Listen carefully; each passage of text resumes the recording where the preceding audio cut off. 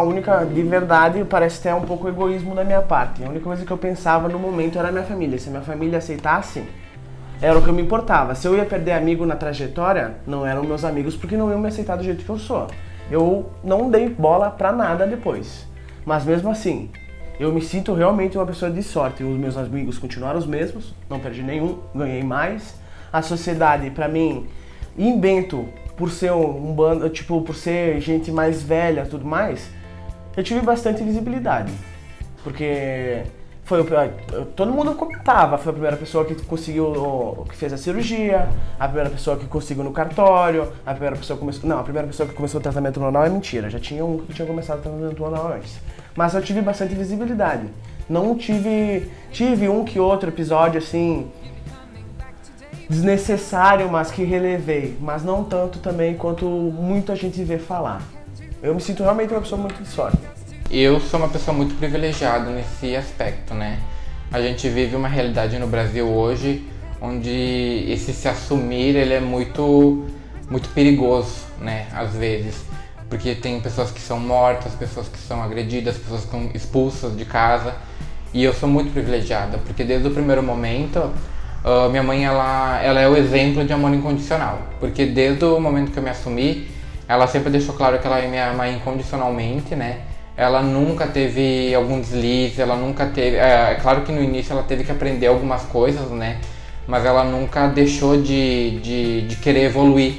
Então, para uma senhora de 66 anos, é algo muito impactante, né? Porque ela vem de uma cultura da colônia, ela saiu da colônia, onde era tudo muito disfarçado, não existia nada na colônia, né? Então, para ela aceitar de uma maneira muito aberta, é um privilégio, eu sou muito privilegiado.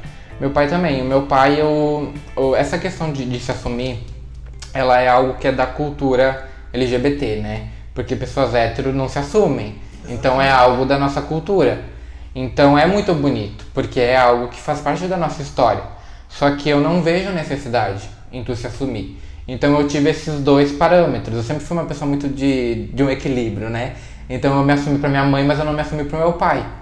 Por um momento eu tava com muito medo, né? Então eu não me assumi, preferi me assumir pra minha mãe, que minha mãe era o que eu tinha mais essa ligação emocional e eu precisava do apoio dela. Meu pai eu não precisava tanto, né? Então, mas o meu pai já me via de salto, ele me via com maquiagem, então ele meio que foi se acostumando, porque eu fui impondo essas coisas, né? Mas eu nunca precisei me assumir. Então a gente tem esse aspecto de que como uma pessoa hétero não se assume, ela só é hétero e deu, porque eu tenho que ter a obrigação de me assumir para meus pais, né? Então eu achei necessário me assumir para minha mãe, mas não para meu pai. E meu pai, pela mesma criação da colônia, ele era uma pessoa muito neutra, ele nunca falou nada que me apoiasse, mas ao mesmo tempo ele nunca falou nada que me colocasse para baixo, né? Que me reprimisse. Então, pela construção que ele teve na colônia, já é algo muito importante, né? Ele não ter uma reação explosiva, ele agir com naturalidade. Então, então meus pais são a representação de que amor acima de tudo, né? Sim, tem que ser tudo acompanhado por médico, né? O tratamento hormonal. A gente tem que procurar um clínico geral, que ele vai encaminhar um endocrinologista, tem que fazer exame periódico sempre para ver se está tudo certo, se taxa hormonal. A cirurgia, tem gente que consegue pelo SUS. Eu não fiz pelo SUS, eu fiz pelo particular. Só que mesmo assim, quem faz pelo particular, a maioria dos médicos precisam eles pedem acompanhamento psicológico de 2 anos. A gente precisa ter acompanhamento psicológico. Mas é tranquilo, faço a cada 15 dias. Tem vários tipos de tratamento, depende de pessoa para pessoa, mas tem que sempre procurar um médico. E em relação ali à psicóloga também, eu acho que é o essencial. Porque hoje em dia muita gente vê como... eu acho hoje que ficou muito mais fácil. É uma coisa boa para nós, mas pessoas que não têm, para pessoas que não têm muito conhecimento, vai lá, não procura médico, vai lá, troca lá a identidade, troca a certidão e talvez não seja isso mesmo, porque não tem acompanhamento nenhum. Eu acho que o acompanhamento seja muito importante não só para a pessoa, mas para a família também. A família também seria uma coisa que deveria precisar. Sempre me afastei da minha família, eu sempre tive essa coisa de não me preocupar com quem não gostasse de mim, né? Então, se eu tivesse que conviver com uma pessoa e depois de um minuto depois eu tiver que cortar relações e viver minha vida, eu não me importava, sabe? Eu sempre desfiz as coisas muito rápido com uma maneira de defesa, né? Porque quando tu é LGBT, tu vive o tempo todo, 24 horas por dia, com um escudo armado, né? Porque tu recebe muita coisa. Tu recebe coisa na rua, tu recebe coisa dentro de casa. Tu, hoje com as redes sociais, pra tu ser humilhada, pra tu ser rebaixada, né? É só um clique que tu entra e tu vê essas coisas. Então, é muito complicado. Então, tu tem que viver o tempo todo com um escudo armado. Na rua, o que eu noto hoje em Bento, e isso vem desde os primeiros momentos, é que Bento ela é uma cidade muito preconceituosa, mas ao mesmo tempo ela não quer o título de preconceituosa. Então o que tu nota são, as pessoas elas não falam na tua cara, elas não te tratam de maneira ofensiva, mas elas falam pelas tuas costas. Elas não te reprimem de certa forma, mas quando tu vai em algum lugar, quando tu ocupa algum espaço que não é o espaço que as pessoas estão acostumadas a imaginar uma pessoa trans, elas veem aquilo com maus olhos.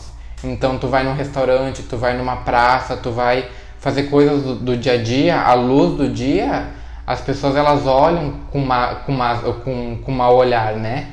E se tu fala que ela está sendo preconceituosa, ela fica ressabiada, ela não gosta desse título, né? Então, tanto que hoje o Brasil é o país que mais mata as pessoas trans no mundo, né? A expectativa de vida de uma pessoa trans hoje no Brasil é de 35 anos. É menos da metade da expectativa de vida de uma pessoa hétera cisgênero no Brasil. Então, quando tu anda na rua, tu não sabe até que ponto a tua presença vai incomodar até o ponto de alguém resolver te matar, né? Então, todo esse processo que tu tem desde criança, ele vai se formando nisso. Então, tu recebe muita cobrança, tu recebe muitos olhares e isso te molda pra vida toda, né? Então, até hoje, por exemplo, eu tenho medo de ir em banheiro público. Então, quando eu vou numa festa, por exemplo, se eu tenho vontade de ir no banheiro, a festa acabou ali pra mim. Eu pego e vou pra casa. Porque é muito esse medo, esse receio de tu ir no banheiro e ser expulsa, ser maltratada, ser humilhada, ele é muito grande. E acontece, já aconteceu comigo. Não tenho, acho, uma pessoa trans que tu conversa e não tenha passado por uma situação constrangedora dentro de um banheiro público. Eu sempre, logo na primeira, assim, na primeira injeção, a gente fica numa adrenalina, querendo resposta, querendo ver as mudanças. Então eu começava sempre a comparar as fotos. E eu tive uma evolução bem boa no primeiro ano.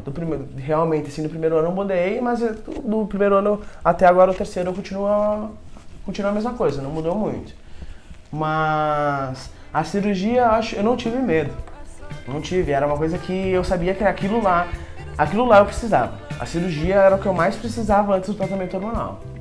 Eu precisava tirar os peitos porque não era eu ali, eu não me sentia bem. E sair da cirurgia, assim, a primeira coisa que eu acordei e botei ali, não, aliviado. Podia estar sentindo a dor que fosse, estava aliviado de não ter mais nada.